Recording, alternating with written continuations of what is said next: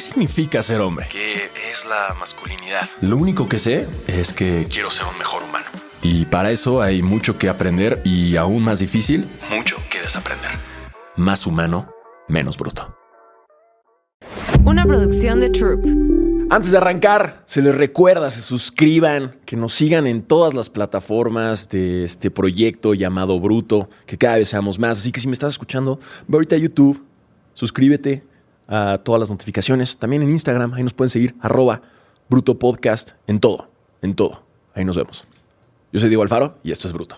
Para el episodio de hoy me traje a una licenciada en Ciencias Políticas y Administración Pública por la Universidad Iberoamericana.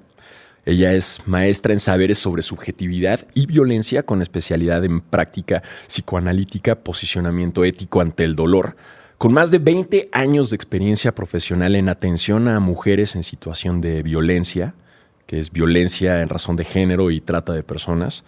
Es directora ejecutiva de Espacio Mujeres para una Vida Digna, Libre de Violencia, AC, documentalista y productora de contenidos en temas de derechos humanos y muchas cosas más que están en su currículum. Una chingona está con nosotros, Marilu Razo. Hola. Hola, pues me da muchísimo gusto estar aquí. Me siento muy contenta de poder platicar contigo de estos temas. No, pues encantado que vengas. Te comentaba hace rato que estaba viendo y luego es sorprendente como muchas de mis invitadas me dicen como es la primera vez que me invita un hombre a su podcast, ¿no? Porque veo y me pongo a investigar dónde han estado y también como de los diferentes temas y veo y están en podcast de mujeres, ¿no? Y como hablando de esos temas que muchas veces socialmente se cree que solamente debería importarle a las mujeres, ¿no? Lo de las mujeres a las mujeres y ya que los hombres no escuchan y ellos vean el fútbol, ¿no? Es raro eso. Es raro, es muy raro, exactamente. Y creo que es importante poder entablar diálogos como lo que queremos hacer hoy, porque este es un tema que no nada más afecta a las mujeres, nos afecta a todas las personas y ahora vamos a ir viendo por qué, ¿no? Por supuesto, además, cuando hay ciertos cambios sociales, eso afecta al conjunto y hay muchos movimientos que de pronto nos impactan y pensamos que nada tienen que ver con nosotros y eso nos quita la posibilidad de decidir qué queremos hacer frente a esos cambios. Y este es uno muy importante. Claro, porque cuando se habla de violencia, o sea, la violencia es en general, ¿no? O sea, creo que está en muchos ámbitos, está obviamente en hombres, mujeres, tú prendes los noticieros y hay violencia, ¿no? Ves una película y hay violencia, redes sociales y demás, pero es muy interesante verlo hacia el enfoque en el lado de las mujeres, ¿no? Cómo sufren esta violencia de forma muy distinta, que pasa muchas veces que los hombres inmediatamente saltan, ay, a nosotros también nos violentan, ¿no? Y sí, probablemente otro hombre, ¿no? Sí, así es. Que es lo sorprendente, o sea, de ese lado, ¿en qué momento nace esta violencia? Entonces creo que me gustaría arrancar esto pues definiendo hasta dónde es violencia, ¿no? Creo que la línea luego es muy delgada, hay gente que la confunde. Hay gente que cree que para que sea algo violento tiene que haber sangre, tiene que haber muerte, tiene que haber algo más extremo, ¿no? Y sin darnos cuenta, porque ya estamos normalizando la violencia. Sí, dijiste muchas cosas y sí. me quedo con ganas de contestártelas todas. Espero que no se me vayan, ¿no? Pero bueno, la primera, cuando hablabas de la violencia es algo a lo que estamos expuestos todo el tiempo.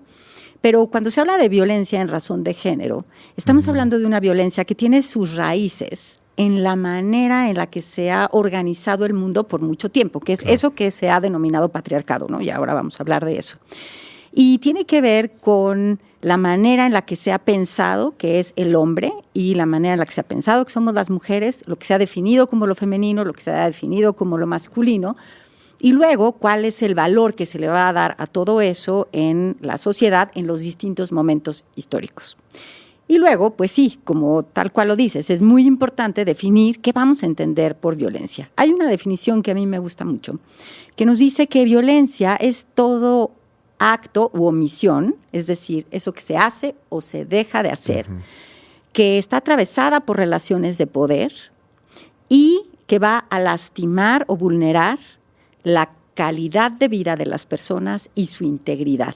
Y es importante resaltar lo de calidad de vida, porque normalmente pensamos que la violencia es esa que está vinculada a, pues, a ti te golpeo, te empujo, la violencia física, ¿no?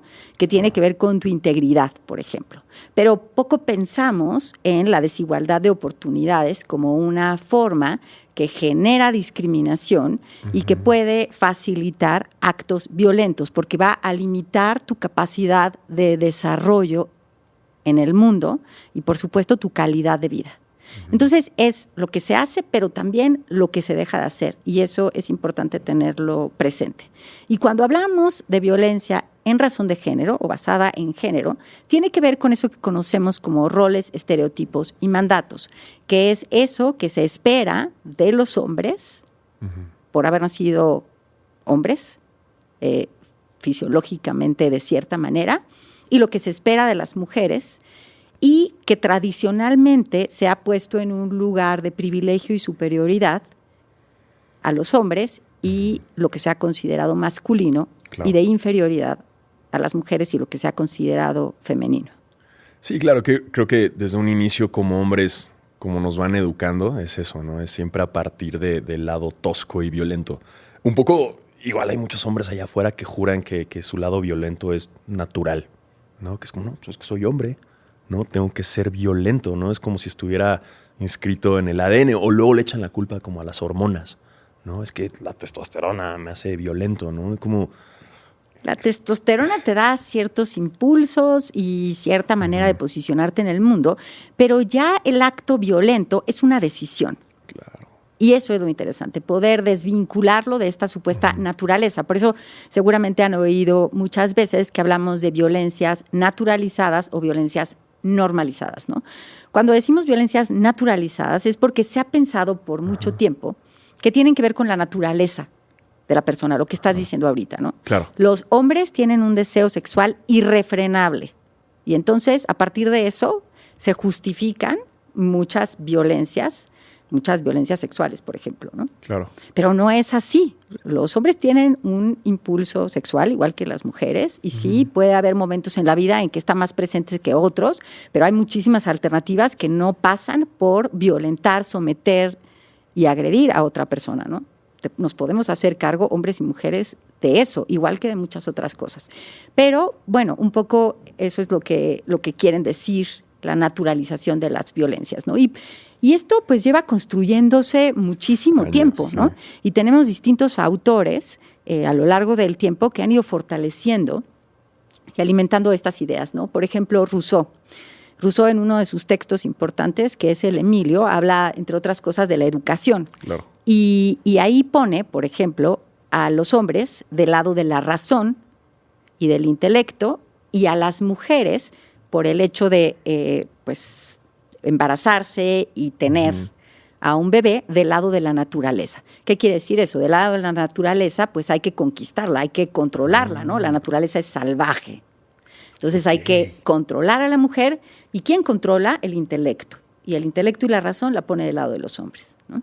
Órale. Sí, un estereotipo, creando el estereotipo desde entonces, ¿no? Como tú eres salvaje, tú creas vida, ¿no? Pero tú dedícate a eso y yo te controlo.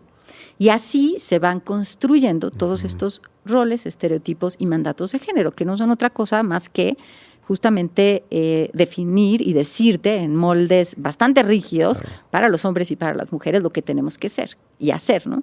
Y entonces desde que nacemos, desde antes de nacer, ya cuando se piensa que vas a ser niño o niña, entonces ya se van a poner encima de ti un montón de expectativas, ¿no?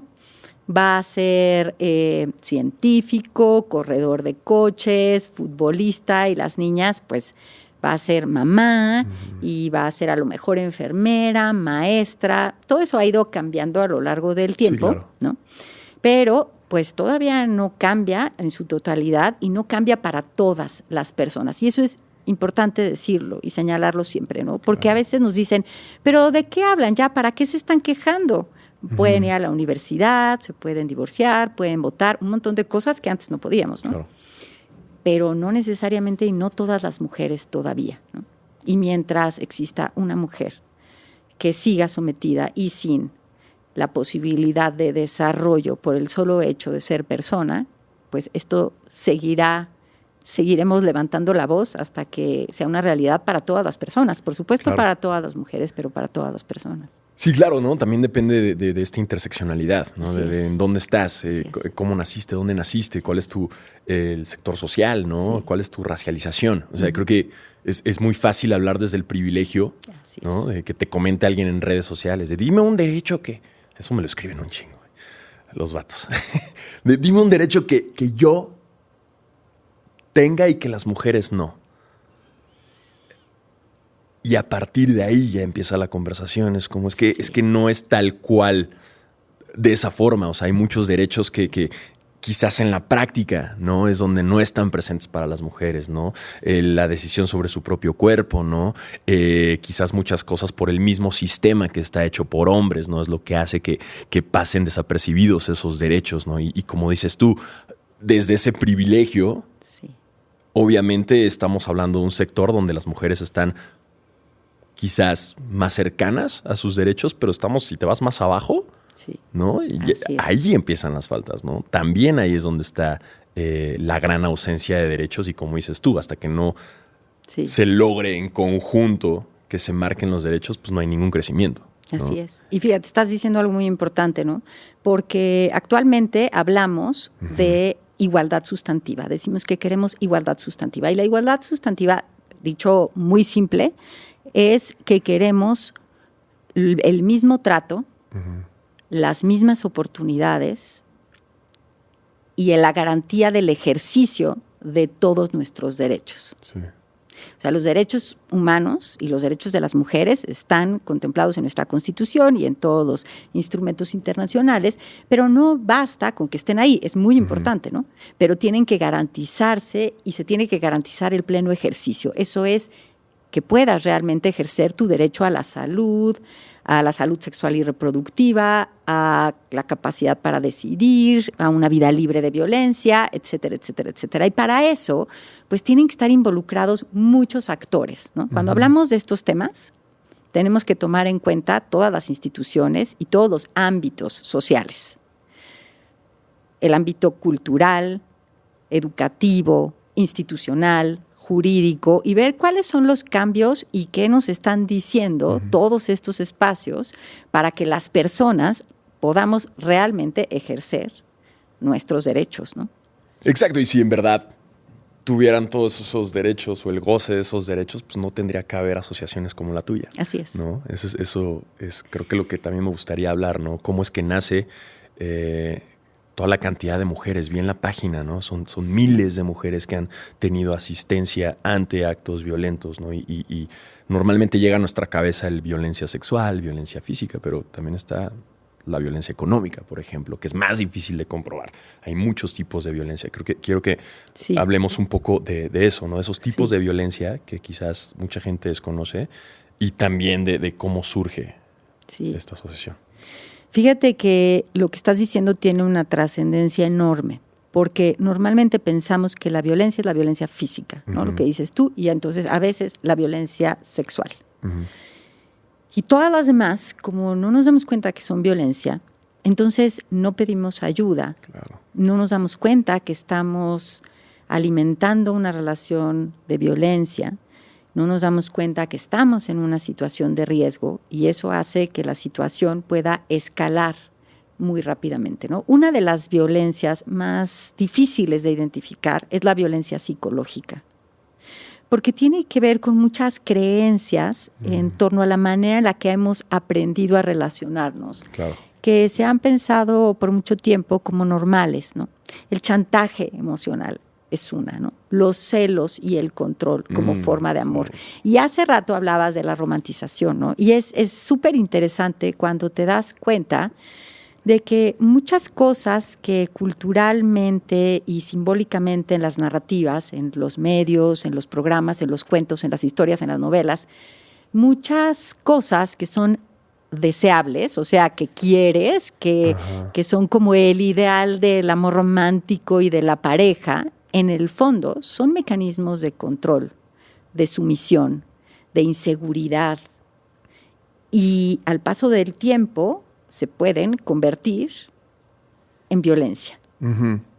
Y ¿Cómo a qué me refiero? Sí, justo. Son cosas muy concretas. Ajá. Mira, está esta idea en estos estereotipos y en lo que conocemos como el amor romántico, de que los hombres nos van a cuidar a las mujeres. Claro. ¿no? Y eso es un acto de amor, de caballerosidad, de cortesía, es un elemento para la conquista, que nada más desde pensar Claro, el bajo el término ideal es interesante, ¿no? El Don Juan. Exactamente. Que te va a Te rescatar. va a cuidar. Entonces, Claro. a los niños se les enseña que tienen que cuidar a las mujeres y a las mujeres que tienen que ser cuidadas por los hombres. Pero, ¿qué es eso del cuidado, no? Y te voy a dar un ejemplo real. Esta es una chica adolescente que está empezando a manejar, tiene un novio que es más grande que ella, a ella le da miedo, como a algunas personas nos puede pasar, salir a la Ciudad de México cuando estás aprendiendo a manejar, ¿no? Y entonces él le dice, no te preocupes, ¿para qué te expones? Yo te llevo. Avísame mejor y yo paso por ti, yo te llevo, entonces te estoy cuidando. Y ella dice, es lindísimo, porque está pensando en mí y me está cuidando y se está saliendo de donde tenía que estar para llevarme a algún lugar, ¿no? Entonces pensamos que es cuidado y que es amor. Al paso del tiempo, ella no practica manejar y empieza a depender de él o de alguien más para que la lleve, porque no practicó y aprendió a manejar. Por este sobrecuidado. Por este sobrecuidado que no te está permitiendo desarrollarte libremente, descubrir tus recursos y potencialidades y generar y construir autonomía. Porque te quedas un poco, y esto es un ejemplo muy, muy simple, ¿no? Pero te quedas un poco como infantilizada, ¿no? Claro. Y entonces se va construyendo la dependencia. No es que sea natural, es que la vas construyendo porque vas cediendo cosas, ¿no? Esto en términos de cuidados. Luego esos cuidados se pueden volver control. Avísame dónde estás, con quién estás. A mí no me gusta que te lleves con esas amigas porque en el fondo te tienen celos, te tienen envidia, no son tan tus amigas.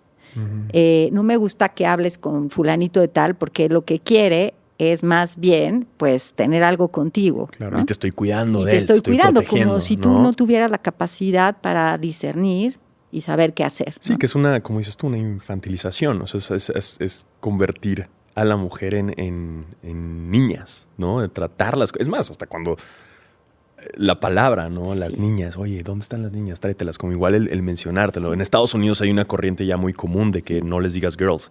Es como, no, somos mujeres, we're women, ¿no? Entonces, aquí en México también como que luego se refieren mucho a las mujeres así. Y creo que de la misma forma también pasa, ¿no? En este estereotipo de que el hombre es el que tiene que traer el sustento económico, ¿no? Entonces la mujer recae en el yo busco a alguien que me mantenga, ¿no? Como este clásico que a la larga lo que lleva, no siempre, pero puede llegar a pasar muchas veces, es ahora hay un control económico, ahora hay una manipulación, ahora es no me puedes dejar porque pues nunca conseguiste chamba. Así es. Que entonces justo estás empezando a hablar de la violencia económica. Exacto. Y fíjate cómo en el ejemplo que estás dando, estás hablando ya de dos violencias mezcladas, porque lo interesante de las violencias es que no aparecen una y luego otra, sino se van mezclando, ¿no? Entonces estás hablando de violencia económica y de violencia psicológica, el chantaje, ¿no? Por ejemplo, y el control. Entonces, ¿qué pasa en esta situación en la que pues yo no voy a trabajar fuera de casa,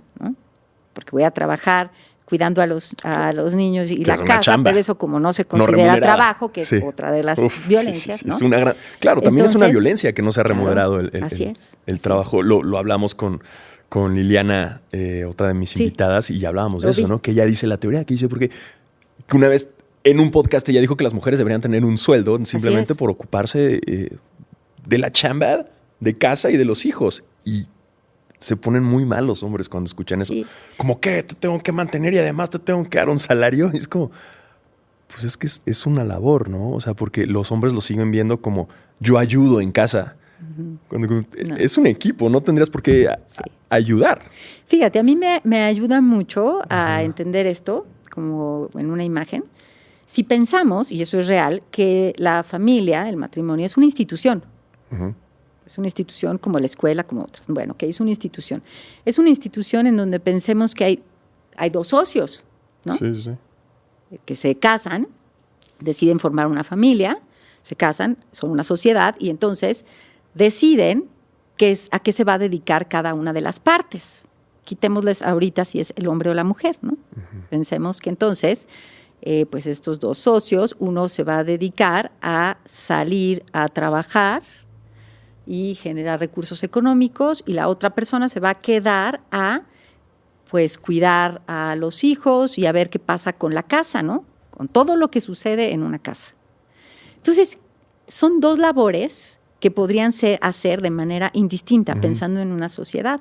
Eso tendría que tener un salario, claro, ¿no? Por ese trabajo que haces. Y luego puede haber utilidades, ¿no? Y además, pues hay que mantener la casa. O sea, en una empresa no solamente pagas los honorarios, también tienes que mantener la empresa, ¿no? Entonces, pues, ¿qué estás manteniendo? El funcionamiento de la casa. Ya las labores de crianza, de cuidado y de la casa, pues son trabajos que podría hacer una persona u otra. No sé si me explico con eso. Sí. Entonces, pues de pronto dices, ¿cómo es que este trabajo tan valioso no se ha visto como trabajo? Y no se ha visto como trabajo porque se ha pensado que tiene que ver con la naturaleza de las mamás, ¿no? Entonces está la idea, la naturalización de que las mujeres, por el solo hecho de que tener un bebé, ya sabes cómo educar a los hijos y las hijas. Y eso es mentira. Y que es tu responsabilidad. Y que es tu responsabilidad porque es natural, o sea, casi como estornudar. O sea, si tú piensas que estornudas de manera natural, pues se piensa, algunas personas siguen pensando, que sabes cuidar a tus hijos y que sabes cocinar por el solo hecho de haber nacido mujer. Y eso no es verdad, lo aprendes. Y lo podemos aprender nosotras y lo pueden aprender los hombres, ¿no? Pero por eso no se ha considerado, entre muchas otras razones, trabajo. Y bueno, hay estudios interesantísimos en donde se puede demostrar claramente con cifras, que no tengo a la mano, pero cómo este trabajo no remunerado sostiene gran parte del Producto Interno Bruto de los países, ¿no? Pero volviendo a lo anterior y a la dependencia, pues entonces imagínate, claro, tú me vas a mantener, ¿no? Me vas a decir, fíjate. Sí, que regresamos mucho como al ejemplo del coche, ¿no? Que es como tú me vas a mantener, bueno, entonces ya hay una situación de poder, ¿no? Ya hay una jerarquía de quién tiene el coche y cada cuánto lo puede usar. Entonces igual es aquí la jerarquía, es quién decide, quién tiene el control de la situación. Y entonces se reduce muchísimo mi capacidad de decisión, porque dependo de ti. Pero además hay otra cosa más dentro de las violencias económicas. Puede ser que yo trabaje, pero te voy a dar a ti el dinero porque tú eres el que va a decidir en qué se va a usar el dinero. Y normalmente en estas estructuras tradicionales, las mujeres nos quedamos a administrar el dinero chiquito que no se ve. ¿Qué es eso? El dinero del súper, el dinero del mantenimiento de la casa, de comprar algunas cosas para la escuela, que normalmente se va y son cosas que hay que hacer y no se ven. Pero ¿quién va a decidir el dinero grande, ¿no? La casa, el coche, la inversión. Normalmente, esto es normalmente, por supuesto, hay muchos casos distintos, ¿no? Pero es el hombre, porque si es quien se pensaba que tenía la razón, es quien podía decidir esas cosas. Y como dices tú, asumiendo que es su naturaleza, ¿no? Como estornuda, pues también debe saber qué hacer con el dinero, ¿no? Pues sí, pues eso es su papel. Pero fíjate todo lo que esto supone, ya hablamos de las mujeres, pero ¿qué pasa con un hombre que no cumple con ese estereotipo? ¿Qué pasa con un hombre que no logra tener ese éxito económico y reconocimiento económico, que no logra demostrarle a todos sus amigos que no solamente sale con mujeres, sino que sale con muchas y con las más guapas y que no demuestra todas estas cosas? Normalmente es un hombre que va a ser también castigado. Sí, es un castigo del patriarcado. Si no eres exitoso económicamente, si no eres el más guapo, si no eres el que trae más morras, si no eres el más fuerte, el más atlético, el que mete todos los goles, ¿no? Es como, tú no sirves de nada. Y el daño a la autoestima y las consecuencias, pues ahí lo ves. 80% de los suicidios son de hombres. Así es. Y no hablan las cosas. Así es. Y la violencia también viene a partir de ahí, ¿no? O sea, se nos olvida también como ese lado de no nomás es una violencia de ellos mismos. Es la única forma de sacar este rencor es violentando a alguien más, ¿no? A una mujer. Y ejemplos tan tontos que si te pudiera yo contar la cantidad de amigos que tengo que han golpeado una pared en una discusión, y que no lo consideran un acto violento porque no, pues le pega a la pared. Entonces nada más es violencia si le pegaste a ella. Y no, eso que estás diciendo es violencia. Sí. Pero además, claro, lo que pasa es que se les ha enseñado, uno, a transformar prácticamente cualquier emoción en enojo. Claro. Porque son las que, enojo o alegría, son las que están bien vistas en este estereotipo de masculinidad, ¿no? La tristeza, no puedes mostrar tristeza. Miedo, imposible, no puedes mostrar miedo. Vulnerabilidad, no puedes sentir vulnerabilidad. Entonces, ¿qué aprenden a hacer? Y lo fomentamos, que eso luego lo transformen en enojo. Y es la manera en la que aprenden a resolver los conflictos. Conflictos existen todo el tiempo en la vida. Lo interesante es ver cómo hemos aprendido a relacionarnos con el conflicto y a transformar o no ese conflicto. Y a los hombres normalmente se les enseña a resolverlo a través de los golpes, de la agresión, de la violencia. Entonces, claro, la manera en la que enfrentan un problema con sus pares, con otros amigos, es a través de la violencia. Cuando tienen frustración o enojo porque el trabajo no salió, tienen que desquitarse y pegar a la pared o alguna otra cosa. Y entonces, en esta dependencia que se construye, no es natural, sino que se está construyendo, a las mujeres se nos ha hecho responsables de las emociones de los hombres. Y los hombres están acostumbrados a que nos hagamos cargo de eso. ¿A qué me refiero? No hagan ruido porque papá va a llegar del trabajo y está súper estresado y quiere ver el partido de fútbol. Entonces hay que hacer todo lo posible para que no se enoje. Y si hay algo que sale mal y se enoja y le pega a la pared, él no va a hacerse responsable de su reacción frente al enojo. El enojo es una emoción como otras, ¿no? Pero en lugar de hacerse cargo de qué va a hacer con el enojo, le echa la culpa a otros. Y entonces, ¿qué pasa? Es que te dejé de hablar, o le pegué a la pared, o te grité, o lo que sea, porque tú me provocaste. Claro, es tu culpa. Claro. Y empieza tú me provocaste. Sutilmente. Así es. ¿No? Así es. Y entonces tú no hiciste bien el arroz, tú no, dependiendo, ¿no?, de las circunstancias. Tú hablaste con fulanito de tal que sabes que me cae mal. Estás viendo que estoy cansado y todavía... Me interrumpiste, ¿qué te pasa? ¿Por qué te vistes de esa manera? Me provocaste. Entonces, todos son responsables menos el mismo hombre, ¿no? De su acto violento. Y eso es una normalización, digo, que puede pasar desde en casa y que si lo ve un niño y el papá es así, está destinado a replicarlo. Así es, así es. Y entonces, pues, vemos cosas como cuando hay un papá se va de la casa o se muere o algo por el estilo, llega la gente, a lo mejor hay 2 hijas y un hijo, el hijo es el chiquito, haz de cuenta, y entonces va a llegar la gente alrededor y le van a decir, ahora sí, fulanito, tú eres el hombre de la casa. Sí. Y bueno, el mensaje que tiene eso es brutal, ¿no? Sí. Es una carga y es una responsabilidad que uno no le toca y 2 también es como... Ya eres el hombre, ya eres la fuerza. Eres la fuerza y las demás se tienen que someter a ti, hasta tu mamá. Claro.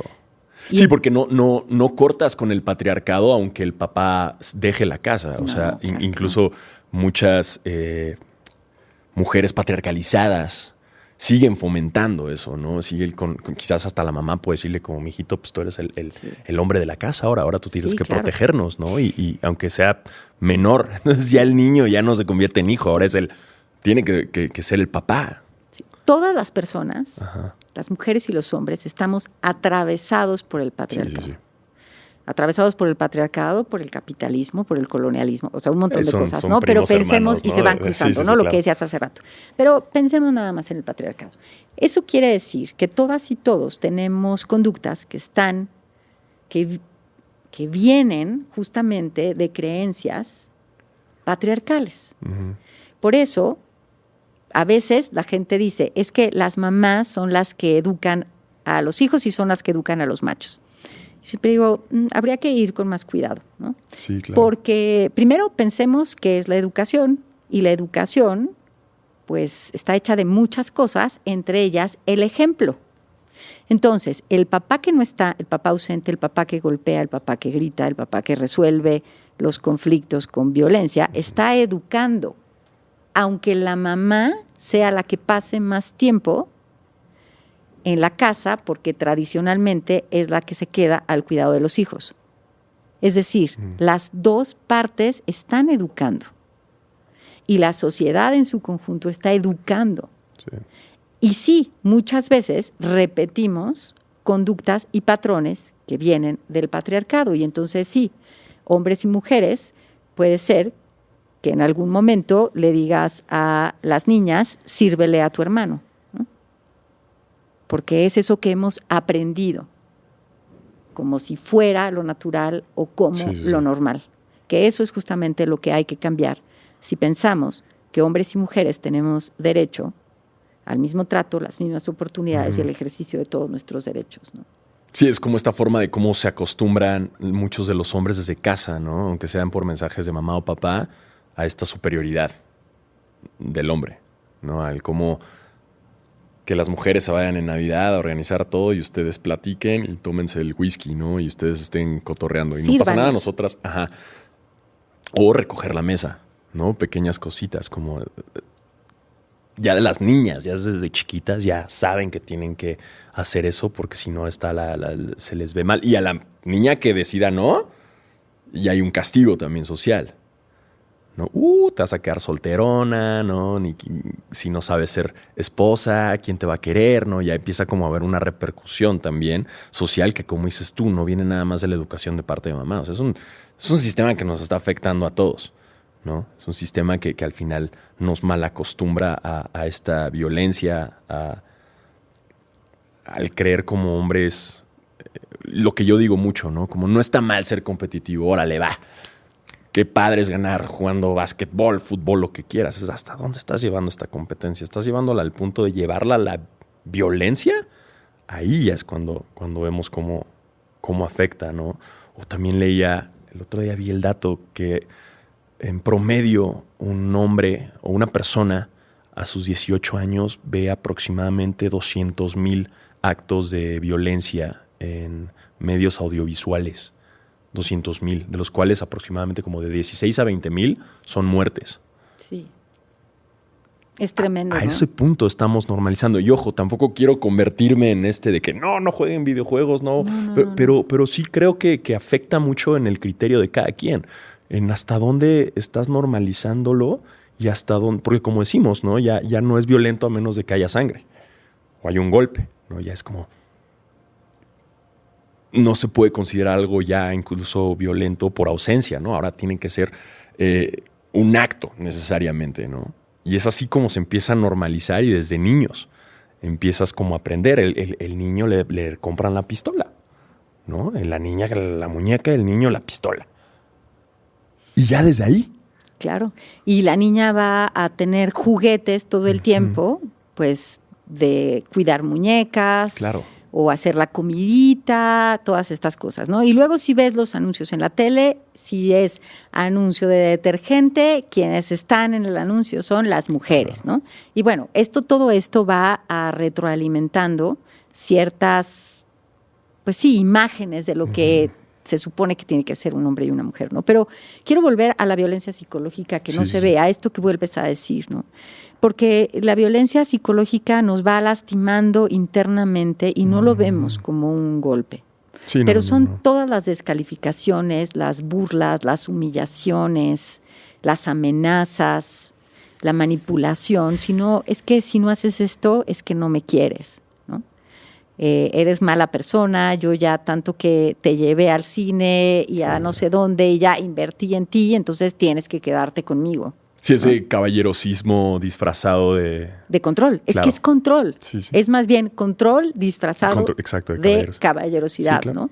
Y hay veces que me dicen, bueno, entonces que ya se trata de no puedo ser regalarle algo, comprarle algo, ser caballeroso. A ver, eso con calma, seamos honestos y honestas. Ya no puedo decirles un piropo. Si puedes, siempre y cuando no sea ofensivo, porque el problema es que muchas veces está maquillado, disfrazado de piropo, de un acto Sí. buena onda, cuando en el fondo es control. Te estoy regalando algo para controlarte y porque quiero algo a cambio de ti, o te estoy regalando algo porque quiero desinteresadamente. Sí, te estoy invitando a comer porque en verdad me atrae platicar contigo O porque y te lo o voy por a el gusto cobrar. de, ajá, exacto, te lo voy a cobrar con, Ya ¿y luego sabemos. qué? ¿Cómo vas a pagar? Ajá.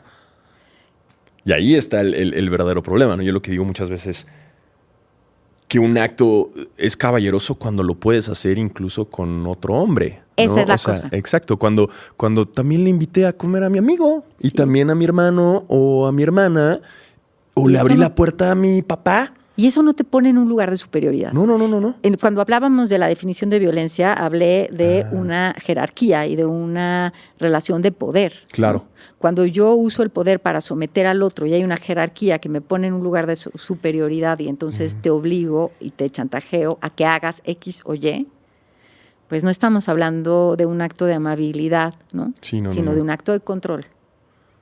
Completamente. Y justo lo decíamos ahorita, me interesa como en esto de la violencia psicológica, ¿qué señales hay? O sea, ¿de qué forma?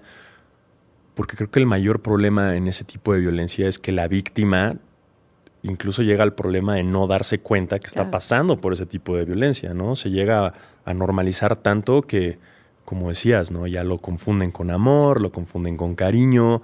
¿De qué forma una persona puede darse cuenta de las señales, puede ver la luz, ¿no?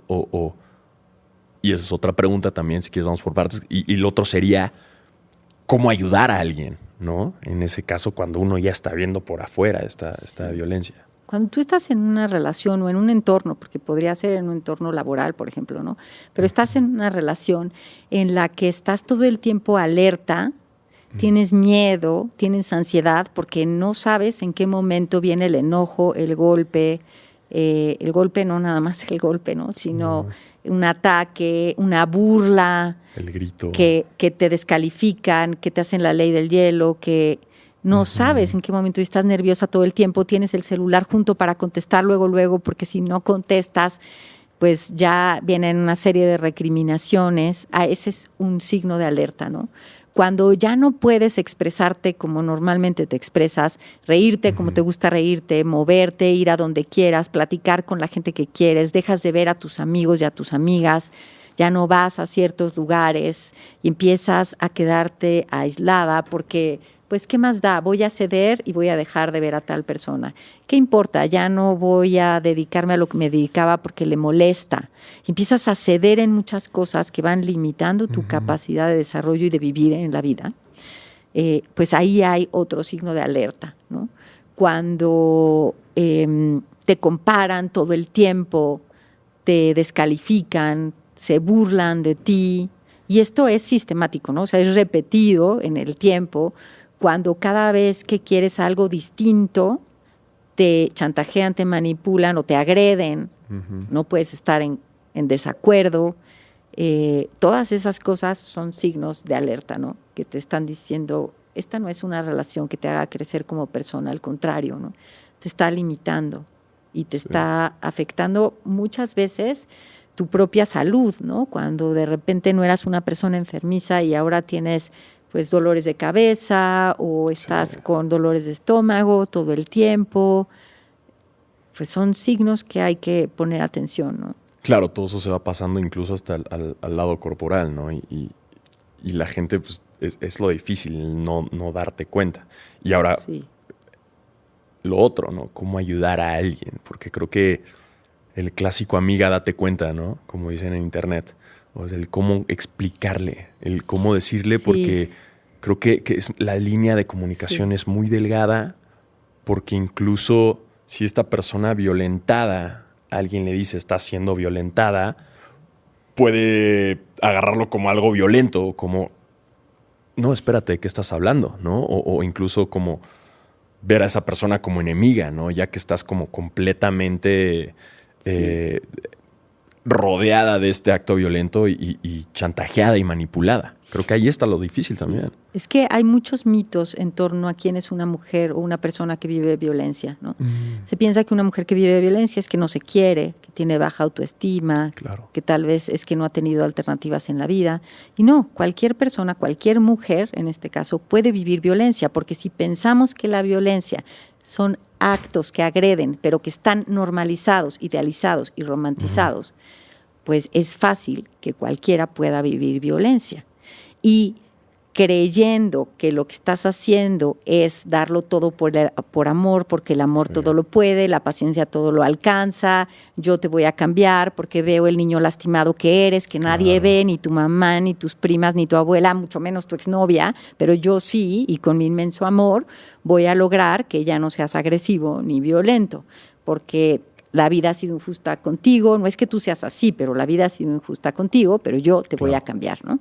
Entonces eso hace que se vaya alimentando lo que conocemos como ciclo de la violencia y cualquier mujer puede caer en una situación así, ¿no? Eso por un lado. Por otro, a mí no me gusta mucho el amiga date cuenta. Ok, cuéntame. Porque, por supuesto, que se dan cuenta que están viviendo violencia. Ok. No necesariamente lo puedes nombrar tal cual, pero sabes muchas veces que estás viviendo violencia, pero no sabes cómo salir de ahí. Piensas que puedes darle otra oportunidad y que la persona va a cambiar, que vas a poder regresar a ese primer momento del enamoramiento. Hay muchas cosas que se están jugando ahí. Probablemente ya intentaste salir de esa situación de violencia y el chantaje es tan grande y ya tú, ahí sí, tu autoestima o tu autopercepción se ha lastimado tanto que piensas que no tienes alternativas, pero sí sabes que algo está mal y lo que necesitas es a alguien que te escuche, que te crea, que te acompañe en tu proceso, que te dé información, pero no que te diga una vez más qué hacer, reforzando la idea de que tú no puedes, pero yo sí te voy a decir qué hacer. Claro, que es... Wow, no lo había pensado nunca así, pero claro, completamente. La amiga date cuenta es un como muy condescendiente. Sí, es como, ay, no te das cuenta por tonta. Así ¿no? es, Como, imagínate. ¿cómo no te das cuenta de toda la violencia? ¿No? Entonces, Eres tonta. claro, es muy arrogante Así es. el decir, pues sí, tú no lo estás viviendo, tú no has pasado por esto, tú no vives los chantajes, tú no vives la violencia, tú no vives la manipulación. Entonces, ya visto de esa forma, es como, Sí. pues claro, sí. Y en todo caso, habría que decirnos, amigas y amigos, démonos cuenta Claro. de la cantidad de cosas violentas que están atravesando nuestras relaciones. Sí, porque también el decir como amiga date cuenta es como cuando Todas señalas y a alguien, todos. ¿no? Y no te das cuenta que también te está señalando a ti. Cuando revisas tus relaciones, Claro. todas y todos hemos estado sí, en sí. situaciones de violencia. Sí, o sea, lo decíamos, el 70% de las mujeres Así es. en México han Son más de vivido 35 violencia. millones de mujeres de 15 años y más. Sí, claro. O sea, es más normal de lo que creemos, ¿no? Exactamente, pensando en más común, ¿no? Entonces, De lo sí, que creemos. amigos, démonos cuenta. Entonces, más ¿no? bien es, O- amigos, démonos cuenta, ¿qué estamos haciendo y cómo podemos cambiar esto todos? Claro. Y como lo dices tú, ¿no? Desde el lado de la empatía y desde el lado de escuchar y acompañar, ¿no? Sí. Porque incluso luego pasa que cuando una mujer violentada, una persona violentada, lo cuenta, sí. Para empezar es que le crean, ¿no? Sí. Porque primero viene mucho, en muchos casos, no, que exagerada, no es para tanto, tranquilízate, güey, pero tienes casa, güey, pero te mantiene, ¿no? Como que luego vienen esos consejitos de como, ay, amiga, no manches, pero es millonario, amiga, está guapísimo, ¿no? Entonces, para empezar es eso o estás exagerando, ¿no? Creo que el escuchar es lo fundamental, ¿no? El no querer opinar, porque luego creo que mucha de la gente dice, como, ¿sabes qué? Entonces ya no te cuento, güey. Porque Así no me es. estás acompañando, Y eso estás es lo juzgándome. peor que puede pasar, porque una persona, una mujer que está viviendo violencia necesita tener vínculos de confianza y de comunicación Claro. abiertos todo el tiempo. Si tú realmente quieres ayudar a alguien, tienes que mantener la comunicación y la confianza. Sí. Y eso solamente se logra si estás ahí con total respeto y apertura para escuchar sin juicio, Sí. para acompañar. A mí me gusta mucho el ejemplo del mal del tallerista, que eso es cuando una persona está pintando, Ajá. está en el detalle, ¿no? Y entonces está viendo pues la textura, los tonos, todos esos detalles. Pero no puede ver el cuadro completo porque no tiene la distancia. Y las personas que estamos lejos podemos ver el cuadro completo, pero no podemos ver la textura y los detalles que solamente la persona que está cerca ve. Eso mismo pasa. Sí. La persona que está viviendo violencia ve muchas cosas que nosotros no alcanzamos a ver ni comprender. Y nosotros vemos otras que ella tal vez no puede ver.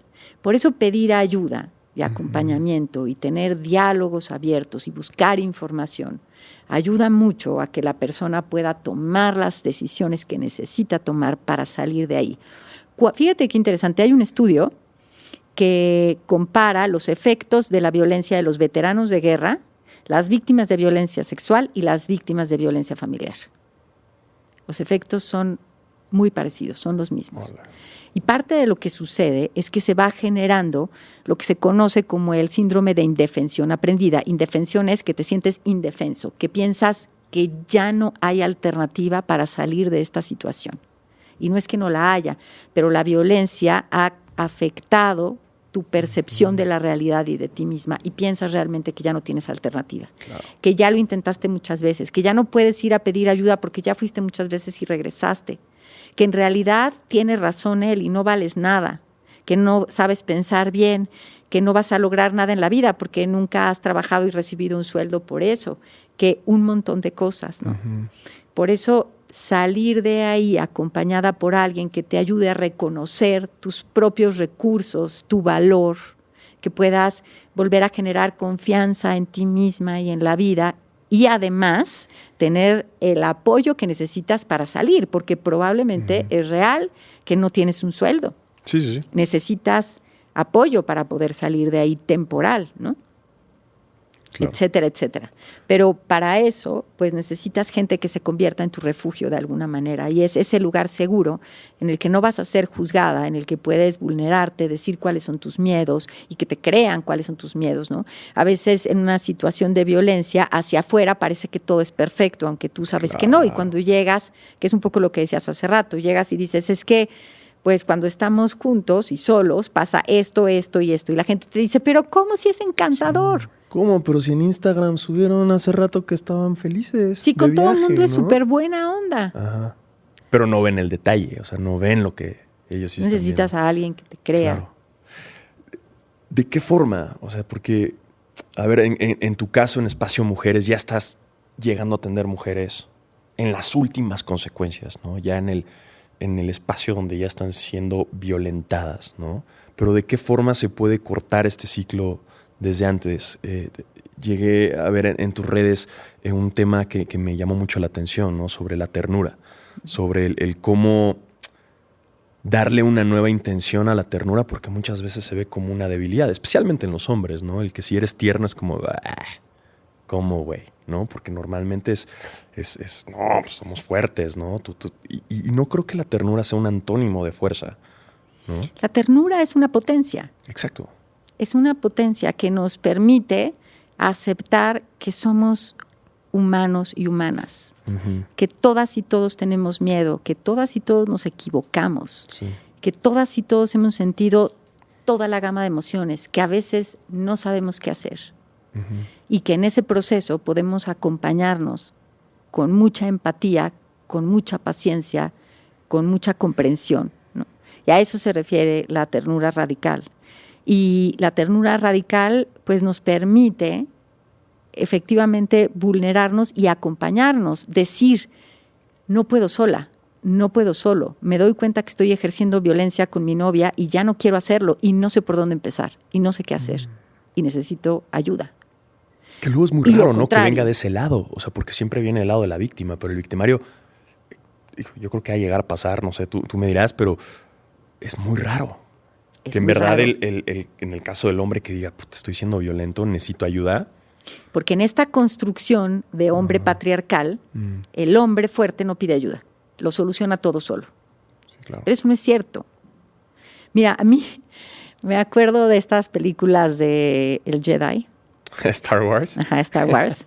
Pero esta en donde, ya sabes, la típica de yo soy tu padre. Ajá, sí, ¿Cómo sí, era? sí. Bueno, momentazo. Sí. Momentazo. Claro. Momentazo en todos sentidos. Porque si te acuerdas, parte de la tesis es que se van volviendo así, y el papá de Luke se vuelve así, porque se deja llevar por la ira. Claro.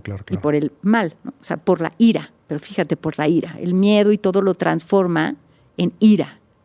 Y entonces se va convirtiendo en este monstruo que tiene mucho poder, claro que tiene mucho poder, pero que ya no puede respirar sin la máscara. Y es una máscara, no es él.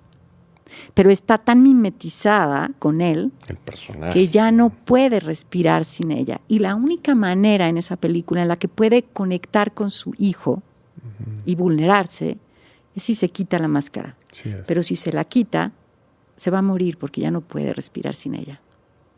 Eso es lo que hace el patriarcado.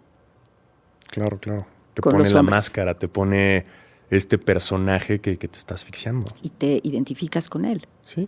Entonces no vas a pedir ayuda, vas a recurrir a someter al otro, a lastimar al otro. Y claro, eso te da un poder, ¿no?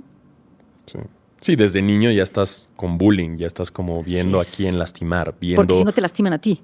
Sí, es un sistema como de cárcel. O sea, yo fui a escuela de puros hombres e incluso hasta yo le he aceptado, yo buleé. Porque era como, güey, si no, pues te van a bulear a ti, güey, porque si tú no buleas y no entras en este sistema, te van a bulear, ¿no? Entonces se convierte en un sistema patriarcal de premios y castigos. Sí. Y te está asfixiando. Y de verdad queremos vivir así. Porque sí es posible vivir de otra manera, ¿no? Sí, claro. Me gustó mucho lo que decías, que es un acto rebelde, ¿no? Es un acto el ser tierno. Claro. Y en estas épocas, sobre todo, ya se convirtió en un acto punk, en un Eso acto de es. anarquía, en un acto Así de... es. ¿Sabes qué? Como yo lo menciono, es como yo...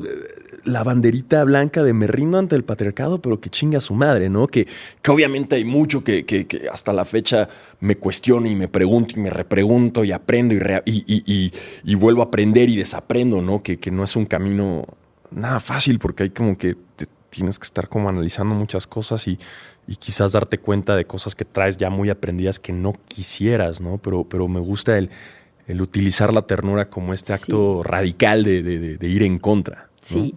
Y fíjate, cada vez más, nos falta mucho, ¿no? Sí, Pero sí. cada vez más hay grupos de hombres que se reúnen a hablar de estos temas. Sí. Y que empiezan a encontrar que se necesitan unos a otros también para ir flexibilizando todo esto y encontrar alternativas para vincularse con la vida y con todas las personas de otra manera, ¿no? Y no se trata, como muchas personas piensan, de que ahora las mujeres vamos a someter a los hombres. No tiene nada que ver con eso. Tiene que ver con que nos tratemos con toda la dignidad que todas las personas merecemos. Y darnos cuenta que vincularnos en pareja no tendría por qué significar anularnos. Claro. ¿Cómo vamos a aprender a negociar? Y negociar es una palabra muy interesante, porque yo no puedo negociar contigo si no estamos en igualdad de circunstancias. Sí, no. Que eso no quiere decir que seamos iguales, quiere decir que estamos en igualdad de circunstancias, porque si yo estoy en desventaja contigo, la negociación no es en realidad negociación, porque hay muchas cosas que están ahí, pues desiguales, que no nos permiten una verdadera negociación. Pero si pensáramos que en el amor se puede negociar, Marcela Lagarde, que es una antropóloga muy importante en México y en el mundo, habla de claves para la negociación del amor. Y entonces podemos hablar de muchas cosas y podemos negociar incluso, muy importante, de dinero. Y eso no tiene que ver con que no nos queramos. Quiere decir que vamos a tener las cuentas claras para que eso no interfiera en nuestro amor. Pero es que se romantiza mucho el amor al punto de que no, ni hablen de dinero porque, ¿no? O el romantizar este enamoramiento y evitar muchos temas y no poder negociar. Como dices, tú no puedes negociar porque no, espérate, pero es amor. No debería haber negocio, no debería haber considerar al otro o preguntar o poner reglas o decir, oye, esto ya no me gusta o poner límites, ¿no? Porque no, tiene que salir todo perfecto como en las películas. Tiene que ser todo bonito. Sí. Y ahora fíjate, seguramente habrá alguien que nos está escuchando que va a decir, están re locos, qué idealistas son, eso es imposible. Y yo digo, Hace un siglo, este micrófono, el tuyo, y que estemos en redes sociales y que nos puedan estar oyendo al mismo tiempo en cualquier lugar del mundo, era imposible. Sí. Era impensable. Sí, no. Jamás se imaginaron eso. Pero los seres humanos, las personas, tenemos la inmensa y valiosísima capacidad de ser creativas y creadoras. Sí. De salirnos de eso que se llama comúnmente salirse de la caja, ¿no? ¿Por qué nos podemos salir de la caja en muchos temas y no en este, que es uno de los más importantes, que tiene que ver con cómo experimentamos la vida? Nada más y nada menos. Imagínate lo importante que es, ¿no? Cómo vives y cómo experimentas la vida. Y una de las cosas fundamentales de la existencia humana es el afecto, el contacto, la vinculación. Nos conocemos a través del contacto con otras personas y otras experiencias. ¿Cómo queremos que eso funcione? ¿No? Sí, creo que también en el lado de la comunicación, en cómo se narran las cosas, ¿no? Tú lo ves como en un acto, cualquier acto en el mundo que involucre violencia, no se dice quién fue el que la hizo, ¿no? Porque está normalizado que 90% de las ocasiones va a ser un hombre, ¿no? Lo ves como en los massive shootings en Estados Unidos, ¿no? Se habla mucho de que si fue una persona negra, si fue una persona latina, si fue... Pero no se está hablando que el gran porcentaje son hombres, ¿no? Lo ponía en un ejemplo yo el otro día y es como si de repente nos diéramos cuenta que un país, ¿no? Digamos Dinamarca. Ajá. Dinamarca fuera responsable del 90% de los asesinatos del mundo. ¿Qué haríamos? ¿Qué pasaría? No, pues la ONU ya estaría ahí encima, Estados Unidos se uniría a Rusia y ya estarían conquistando Dinamarca, los Avengers ya estarían encima, ya estaríamos todos en contra de Dinamarca porque hoy están matando al 90% de la gente. ¿Qué hacemos? Pero si te digo que ese Dinamarca son los hombres y son los que han matado al 90% de la gente, ¿por qué no se está haciendo nada? ¿Por qué no se está hablando que ahí está el verdadero problema, ¿no? El problema de la violencia. El 90% es un chingo. Y fíjate, creo que es importante tratar de ver cuáles son las raíces. Sí. Cuando yo aprendí que erradicar significa, por su origen etimológico, eliminar de raíz, y decimos queremos erradicar la violencia, quiere decir que tenemos que ir a esas raíces profundas que hacen que la violencia crezca y aparezca, ¿no? Y pensando en lo que estás diciendo, es cierto, en los índices de homicidios, de asesinatos, primero están los asesinatos de hombres a hombres, después de hombres a mujeres y después todos los demás, ¿no? ¿Qué estamos haciendo? ¿Qué está pasando? ¿No? ¿Y qué podemos hacer diferente para que eso cambie? Y no tiene que ver nada más con las personas de manera individual. Sí. Tiene que ver con el sistema, que quiere decir cómo hemos organizado al mundo. ¿Cuáles son los valores que están rigiendo nuestras sociedades? Y no me refiero a los valores que están escritos en un pizarrón, ¿no? Sino esos valores de facto que hacen que se valore más a ciertos hombres que a otros, a ciertas mujeres que a otras, y un montón de cosas que son las que de alguna manera rigen nuestra vida. Sí, digamos una mamá está escuchando este episodio y no quiere que su hijo caiga en tendencias violentas, ¿no? O que su hija sea víctima. Como que es el primer consejo que le podrías dar a esta mamá. Pero me gusta tu pregunta, porque normalmente me preguntan, ¿qué le puedes decir a una mujer para que no viva violencia o para que no acepte violencia? Pero habría que empezar por ahí, ¿no? Sí, desde la ¿Qué raíz le podemos decir? ¿Qué podemos hacer para que un niño no ejerza violencia, ¿no? Y lo primero es, pues, que pueda aprender a aceptar toda la gama de emociones como igual de válidas. Que pueda aprender a transformar los conflictos con el diálogo y no con la agresión. Sí. Y que pueda hacerse cargo de la consecuencia de sus actos. Es decir, que si hace algo y lastima a alguien, tiene que aceptarlo, pedir una disculpa y luego generar un cambio para que eso no vuelva a suceder. Si los papás y las mamás sobreprotegemos y evitamos a los hijos que asuman lo que están haciendo y las consecuencias que tienen, van a crecer con impunidad social. Claro. Van a aprender, van a pensar que pueden hacer lo que sea y alguien lo va a justificar y no va a pasar nada, ¿no? Que esa es una de las cosas que suceden, a donde quiero llegar, es en el feminicidio, por ejemplo. El 50% de los feminicidios los cometió la pareja o la expareja sentimental. Sí. Y muchas veces el momento más delicado es cuando termina la relación. Y entre muchas otras cosas, el hombre muchas veces no sabe qué hacer con su miedo, con su frustración, con su enojo,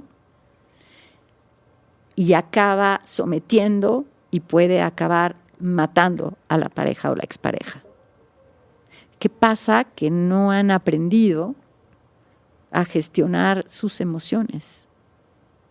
Sí, desde niños no hubo una forma de soltar esas emociones, de ser aceptadas esas emociones, ¿no? De, como dices tú, tener esa responsabilidad, ¿no? Hasta incluso en las escuelas, ¿qué tanto le permiten a un niño para expulsarlo de una escuela, ¿no? ¿Qué tanto se les deja y cómo va creciendo el socialmente ser permisivos ante los hombres?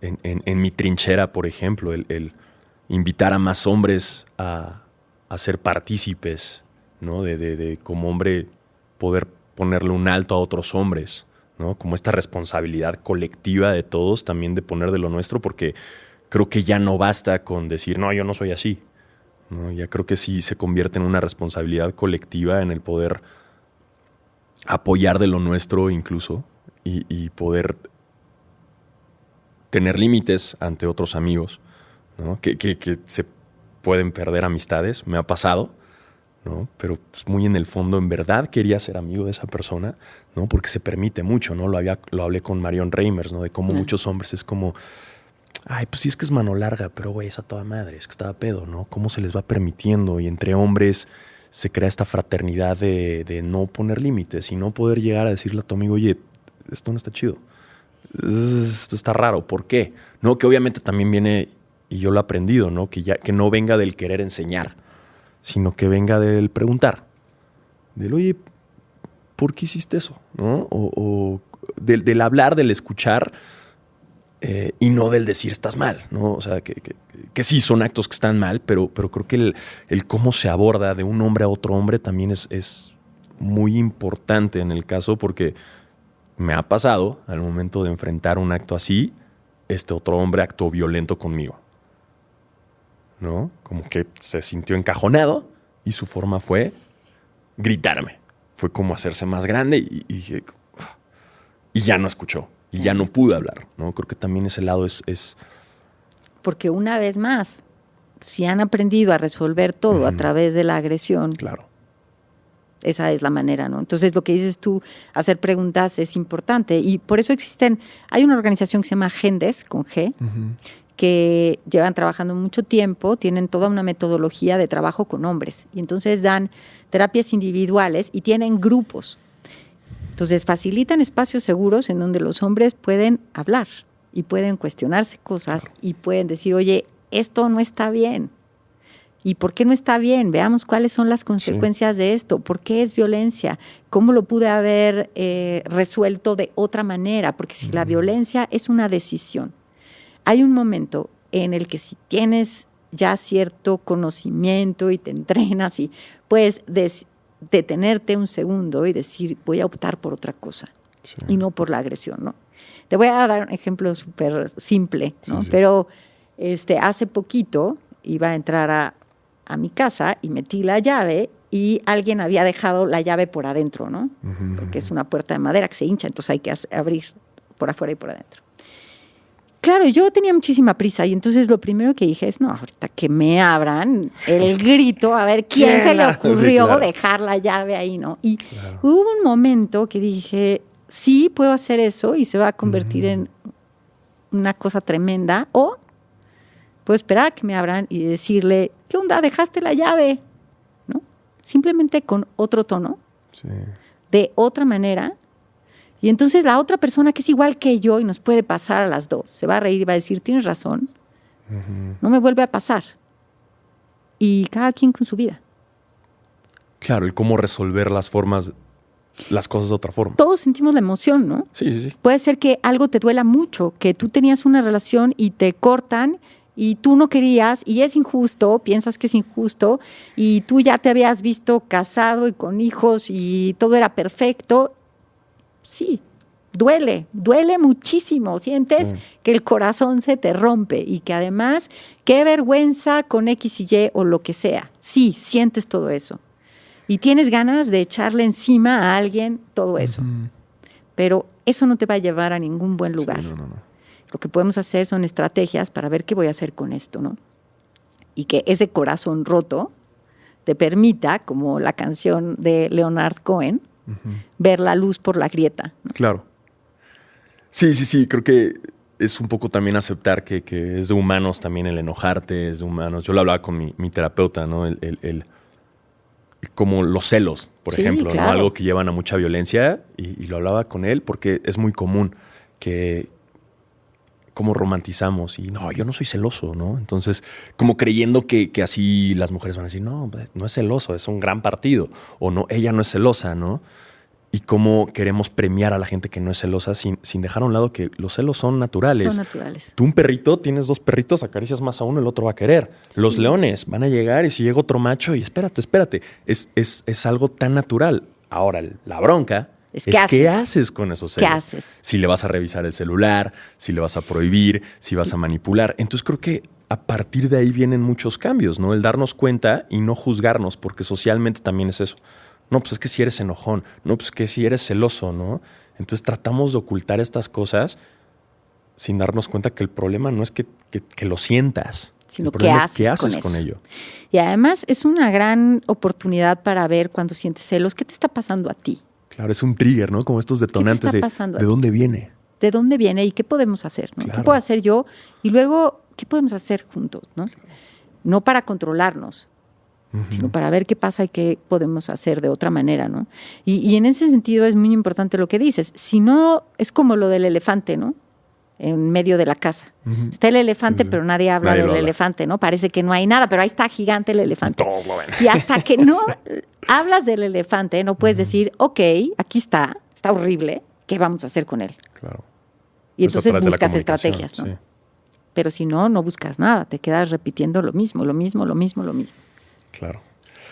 Pues bueno, Marilu, ya hemos hablado de un montón y creo que bueno, nada más para finalizar, porque si nos podríamos quedar aquí horas, partiendo del hecho de que el hogar es el lugar más peligroso para una mujer, ¿de qué forma, si alguien está escuchando eso, puede recurrir a tu ayuda, recurrir a la ayuda de Espacio Mujeres? Sí. Si alguien piensa, cree que está viviendo violencia, lo más importante es que pueda pedir ayuda, puede acercarse a nosotras. Nosotras somos parte de la Red Nacional de Refugios, en donde estamos más de 75 espacios de prevención, protección y atención a mujeres con sus hijas e hijos o sin sus hijas e hijos que están viviendo violencia. La atención que damos es gratuita. Damos atención psicológica, asesoría jurídica y en trabajo social, que eso tiene que ver con el trabajo, con trámites, con un montón de cosas.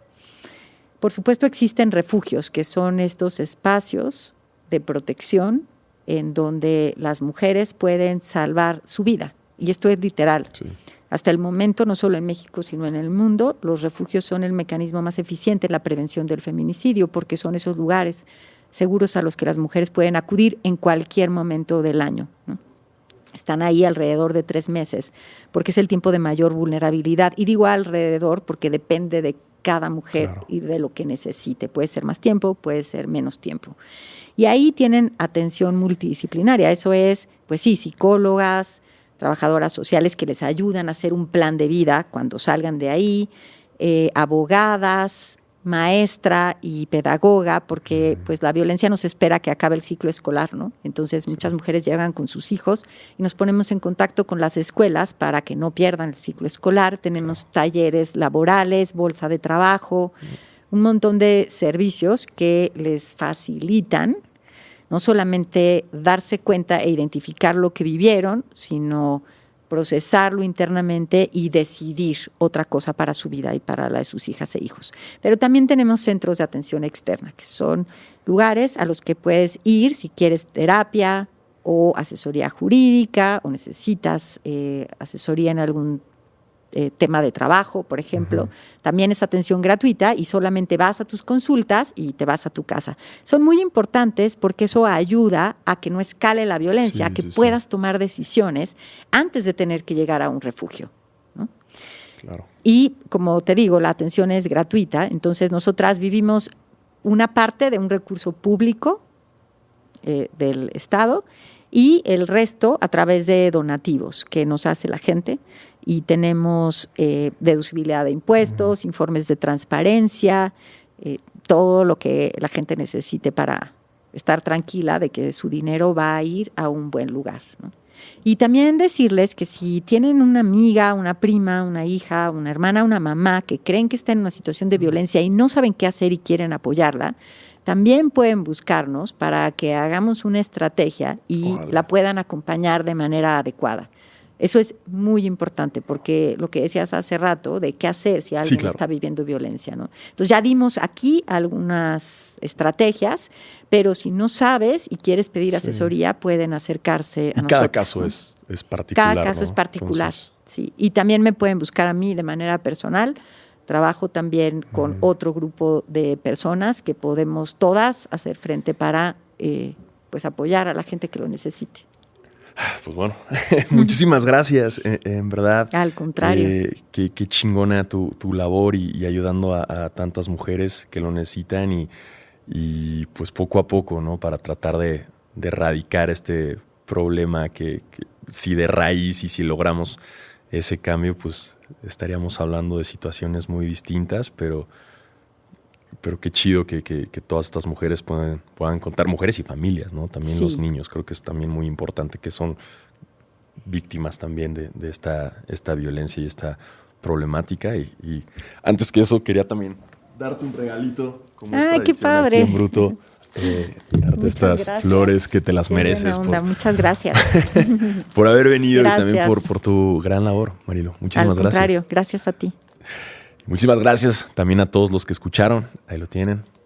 Yo soy Diego Alfaro y esto es Bruto. Más humano, menos bruto. Una producción de Troop.